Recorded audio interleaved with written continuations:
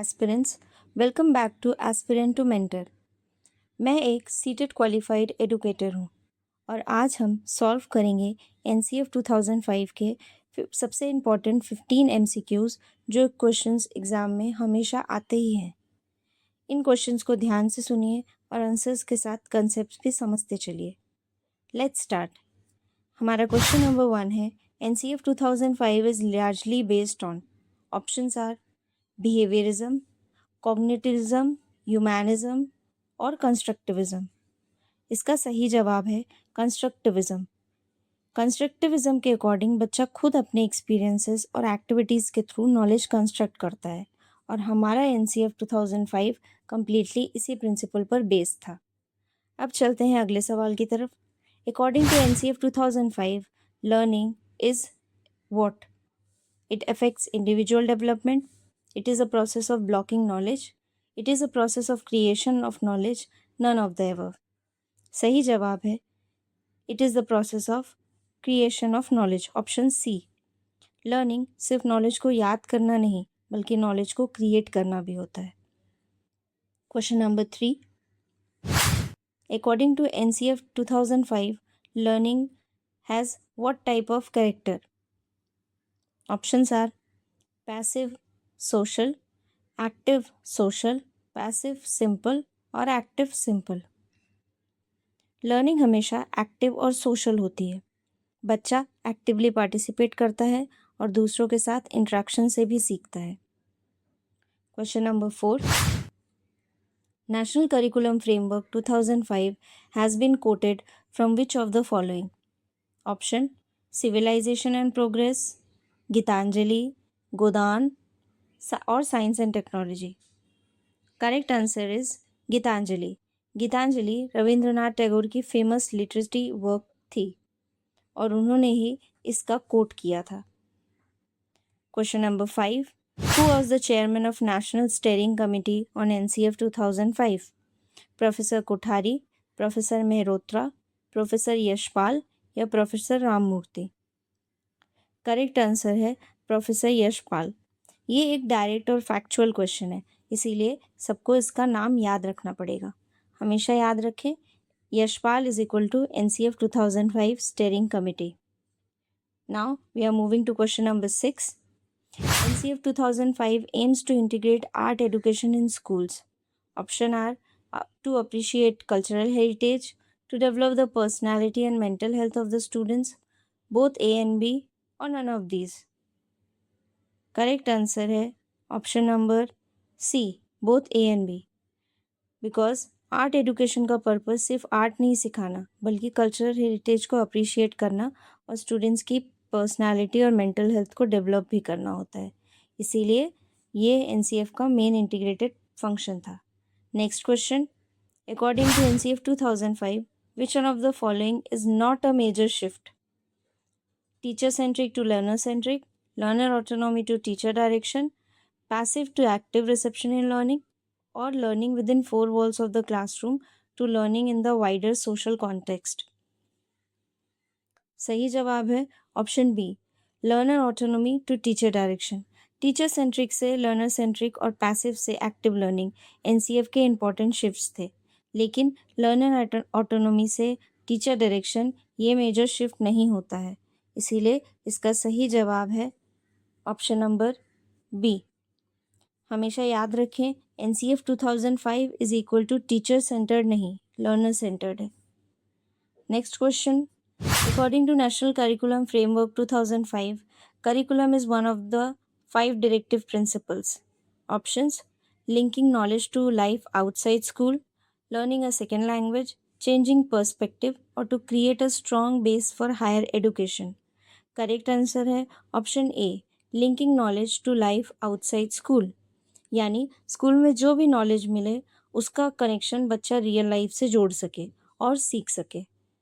Question number 9, according to NCF 2005, in which language should education be given to children belonging to linguistic minority groups? Options, their mother tongue, English, Hindi और all of the above. Correct answer is option number A, their mother tongue. बच्चे familiar language में concepts को easily understand करते हैं और उनकी familiar language होती है उनकी मदर टंग, और उसी लैंग्वेज में वो अपनी बातें एक्सप्रेस भी कर पाते हैं। इसीलिए इसका सही जवाब है option number A. Next is our question number 10. The main goals of NCF 2005 were child centric and learning without burden, learning through playway, learning through behavioristic approach, learning through pictorials. Correct answer है option ए, learning without burden.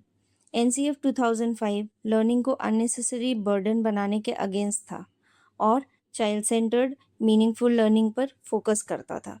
इसीलिए सही जवाब है option number A. Question number 11. In NCF 2005, which of the following is emphasized as a key component of assessment? Options: rank and grade, rote memorization, continuous and comprehensive evaluation, और high stakes testing. Correct option है option C, continuous and comprehensive evaluation, यानी CCE. इसका मतलब है child की learning और development को continuously और कंप्रेसिवली एक्सेस करना। Remember, CCE is continuous plus comprehensive. Next question. In NCF 2005, which of the following rationale is emphasized for integrating art education in schools? Option: enhancing examination performance, developing aesthetic sensitivity and creativity, preparing for future employment, or increasing competitive attitude. Correct answer है option B, developing aesthetic sensitivity and creativity, क्योंकि art education students में creativity, imagination और aesthetic sense develop करता है। Question number 13. which in NCF 2005 the term continuous and comprehensive evaluation CCE refers to? Options: only periodic tests and examinations, evaluation of only academic achievements, regular assessment of all aspects of a child's development, assessment at the end of the session only. So the correct answer is option C, regular assessment of all the aspects of a child's development. Continuous means assessment regularly होता रहे और comprehensive means child के development के different aspects को access किया जाए। So the correct answer is option C. Now moving to question number 14. As per the NCF 2005, the role of teacher is that of leader, evaluator, facilitator, or all of the above. So the correct answer is facilitator. Teacher का role सिर्फ knowledge देना नहीं है, teacher students को guide करता है, opportunities provide करता है और लर्निंग को फैसिलिटेट करता है। So teacher is a facilitator. हमेशा याद रखें NCF में teacher is equal to facilitator. Now we are moving to the last question of today, that is question number 15. According to the National Curriculum Framework 2005, which one of the following is a guiding principle for curriculum transactions?